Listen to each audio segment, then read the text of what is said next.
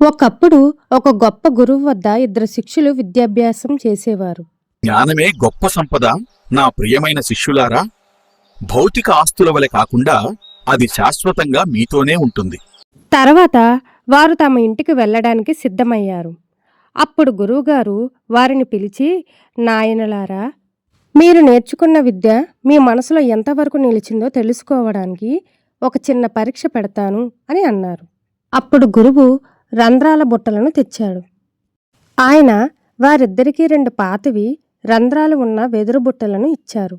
ఈ బుట్టలతో పక్కనే ఉన్న నది నుండి నీరు తీసుకువచ్చి ఆశ్రమంలోని ఈ ఖాళీ తొట్టిని నింపండి అని ఆజ్ఞాపించారు. ఇద్దరు బుట్టలను పట్టుకొని నడుచుకుంటూ నదివైపు వెళ్తున్నారు.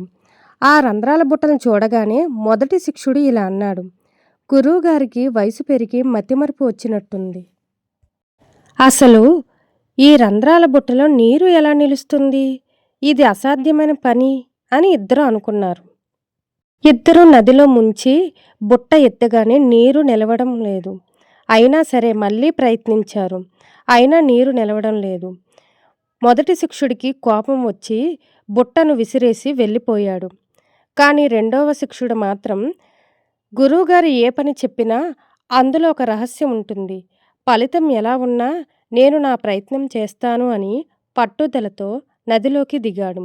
బుట్టతో నీటిని ముంచడం, గట్టు మీదకు తీసుకురావడం, కానీ గట్టుకు వచ్చేలోపే నీరంతా వృధా అయ్యేది.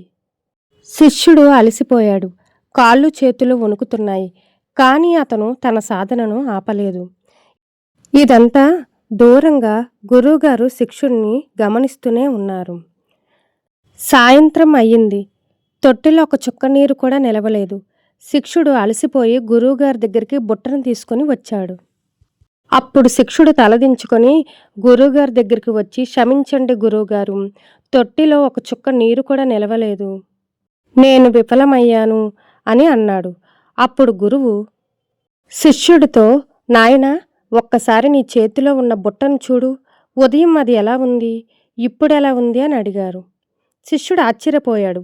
ఉదయం మురికిగా నాచుతో నిండి ఉన్న ఆ బుట్ట ఇప్పుడు నిరంతరం నీటిలో మునగడం వల్ల మలినాలన్నీ పోయి వజ్రంలా మెరిసిపోతుంది. నాయనా, విద్య కూడా అంతే. మీరు చదివినవన్నీ మీకు గుర్తుండకపోవచ్చు, నీరు కారిపోయినట్లు. కానీ మీరు నిరంతరం చేసే ఈ జ్ఞాన సాధన వల్ల మీ మనసు ఈ బుట్టలాగే పవిత్రంగా, స్వచ్ఛంగా మారుతుంది. అదే నిజమైన విద్య. జీవితంలో కూడా మనం చేసే మంచి పనుల ఫలితం వెంటనే కనిపించకపోవచ్చు. కానీ మనం చేసే నిరంతర ప్రయత్నం మన వ్యక్తిత్వాన్ని, మనసును మారుస్తుంది. ఆ మాటలకి శిష్యుడు గురువుగారికి నమస్కారం చేశాడు. నిరంతర సాధన మనసును శుద్ధి చేస్తుంది. మరిన్ని మంచి కథలతో ముందుకు వెళదాం.